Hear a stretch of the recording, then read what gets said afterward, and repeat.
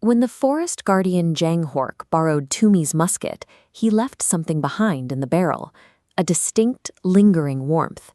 A spiteful little ember that promised fire rarely leaves without taking a name with it. Tumi and his 3 companions carried that weapon north, marching over broken, bone-like stone that looked like the buried spine of an immense creature. The punishing terrain finally gave way to a sudden ambush. 3 Ancrofts, horse-sized horrors made of chitin, acid, and raw appetite, descended on the group. Jeanette, a member of the hunting band, fell first. When the creature's acid struck her flesh, she let out a piercing scream. In the middle of the chaotic fight, that sound was the most undeniably human element of the encounter. Gorak shattered one monster's advance with sheer brute force. Tumi leveled his newly altered musket, spitting flames with a violent intensity. And Morphus, absurdly taking a bite of a preserved ration mid-combat to prove terror did not own his mouth, drove the rhythm of the battle forward on his drum until the beasts were dead. We tend to dress up battles in retrospective stories of valor, skill, and fate, but the physical reality of surviving a monster attack is stripped of that vanity. Monsters leave behind undeniable, honest ruin. Lahide worked through the party with calm severity, cleaning Tumi's burns and Gorak's cuts. His hands remained steady, even when the flesh beneath them trembled. It wasn't a spectacle for the camp to watch. It was the quiet labor that happens once the cheering stops. That is perhaps why he preferred it. Heroism attracts witnesses, but healing begins when they look away. Sitting near the burrows, Morphus remembered a violent storm from his childhood. A traumatized mare, having narrowly escaped the destruction of her herd, had isolated herself in a cage shadow, kicking and baring her teeth. The adults simply dismissed the animal as stubborn.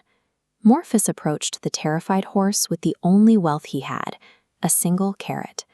When her teeth broke into it, he crouched down and tapped 2 small stones together, matching the exact rhythm of her chewing. He wasn't commanding or tricking her. The shared rhythm communicated a very simple message: I hear you. By the next morning, the mare decided the world might be survivable and allowed the herd near her again. People label trauma as stubbornness when the pain refuses to make itself convenient. Authentic connection requires meeting that pain on its own specific terms, rather than ignoring it. The acidic, rotting tunnels led the group out into an impossibly pristine, hidden lake glade. Pale youths and maidens drifted through the reeds, holding the pond's light in their eyes. At the center of this serene space, the immortal naiads were performing a ritual on a massive, sleeping aurochs. They were weaving magic into its hide, attempting to permanently unmake the beast and transform it into the glade itself. The naiad Melpomene commanded the outsiders to halt. She claimed this ritual was a necessity, an act of mercy meant to protect the animals from the corrupted, rotting world outside the lake. Gorak met Melpomene's gaze directly. She asserted that truth does not become false simply because it arrives wearing an unpleasant face, and these beasts did not require forced salvation. Removing a creature's agency and reshaping its physical existence without consent is a destructive act. Dressing that destruction in flowers and song only masks the cruelty. This animated diagram illustrates exactly what Morphus did next. He took up his drum and slipped his rhythm beneath the smooth silver lullaby of the naiad. He intentionally scraped his cadence against their nature ritual, and through that harsh friction, he exposed the younger auroch's dread of losing its kin to the spell. The argument abruptly ended when the lake itself rose. Lady Vivian emerged, a towering giant with pale blue skin and amber hair, taking total jurisdiction over the escalating conflict. One by one, the group offered sincere introductions.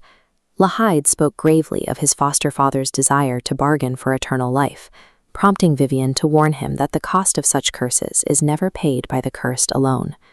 Vivian respected their blunt honesty. She rewarded them with specific, practical gifts: river-bright metal, a vial of enchanted water, a cypress staff, and magnificent drums, before fully releasing the aurochs back to the group.